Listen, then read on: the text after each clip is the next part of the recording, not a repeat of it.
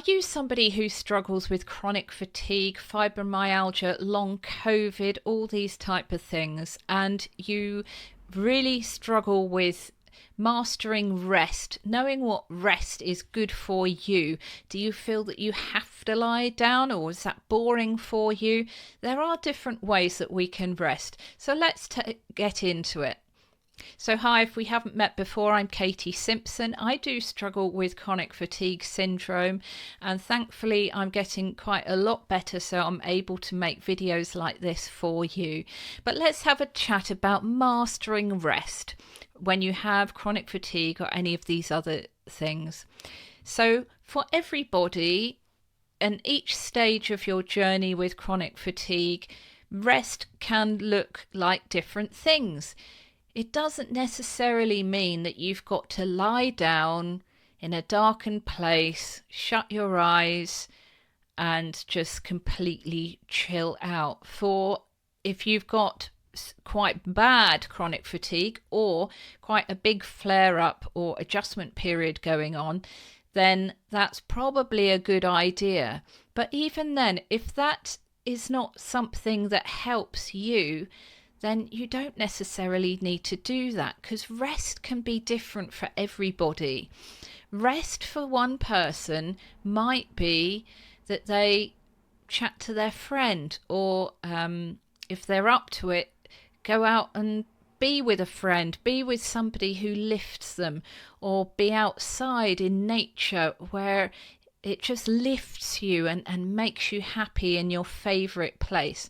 So doing something that is not your sort of run-of-the-mill hard things that you feel you've got to do or you should do is something that really lifts your heart and mind. So if you're in sort of the higher stages of recovery, then something like that can be massive rest for you, or doing some crafts or journaling.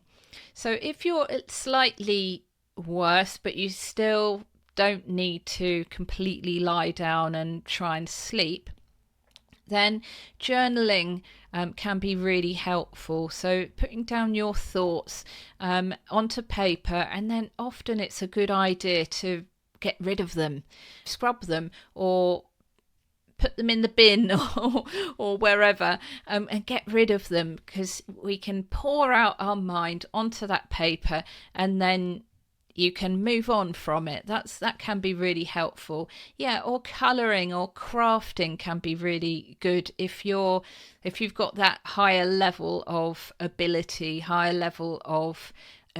to think and use your body.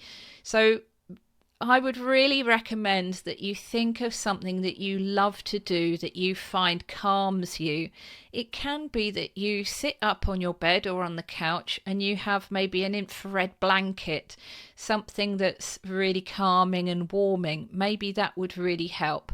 Or maybe it's being by the seaside, if you're somewhere where you can get near the sea, and feeling the sea breeze, that cooling, calming sea breeze. Something that really helped me as well when I was in the very early stages of recovery is to go to a salt cave and to lie back on a chair, and they've got very comfortable chairs that actually massage you gently, and they give you a warm lavender, it's like a little salt miniature salt pillow that they've warmed up, and you can put that on your chest and just relax there, and the salt is helping in the atmosphere, is just helping you to calm down.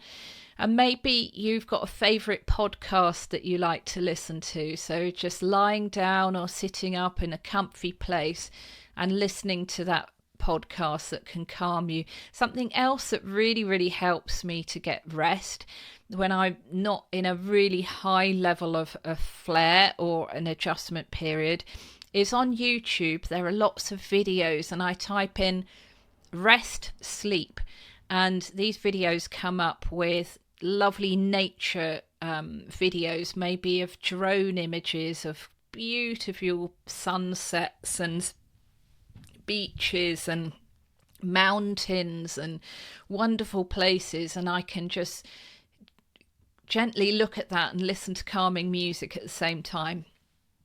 So I hope this has been really helpful. Let me know below if it has, and if it has as well, do consider subscribing and putting a thumbs up.